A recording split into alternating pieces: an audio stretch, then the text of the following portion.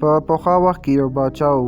هغه به چې هر کله یوازې شو نو د خپلې پیغلې لور لپاره به یې د یو ښایسته ځوان په اړه سوچ کوو چې خپله لور ورته واده کړي. یوه شپه په همدې سوچ کې چې نیمه شپه یې وزیر راوغوښت او ورته یې وویل ښار ته ووځه، که دې داسې ځوان پیدا کړ چې په دې نیمه شپه له خوب څخه اوچت شوی وي او د خدای حضور ته په لمانځه ولاړ وي، دلته یې راوله. په همدې شپه غل هم د غلا په نیت راوتلی و. ګوري چې د جومات دروازه قلف ده، نو د کوم قیمتي شي په لټه جومات ته په دیوال واوښت. غل په جومات کې لاس وهل پیل کړل. پردې او کړکۍ یو خوا بله خوا اړولې چې د دروازې د زنځیر غږ یې تر غوږ شو. غل ورخطا شو او حیران ودرېد. هېڅ کومه لاره ورسره نه وه. په زړه کې یو څه تېر شول. وزیر له عسکرو سره جومات ته ورننوت.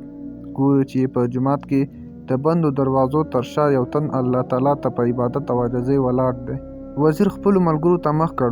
ورو یې وویل له لمانځه سره د ډېرې مینې له امله ښایي پر دیوال جومات ته اوښتی وي. غل له ډېرې ویرې مسلسل نیتونه تړل او سلام ګرځوي چې 2 رکعته خلاص شي، بیا دستي پورته شي، نیت وتړي. لمونځونه یې بیخي ډېر شول. وزیر نور ستړی شو. عسکرو ته یې وویل څنګه چې یې سلام وګرځوم سمدستي یې راپورته کړئ او د نور لمانځه اجازه مه ورکوئ. همداسې یې وکړل. ځوان یې په نیمه شپه د باچا دربار ته ورساوه.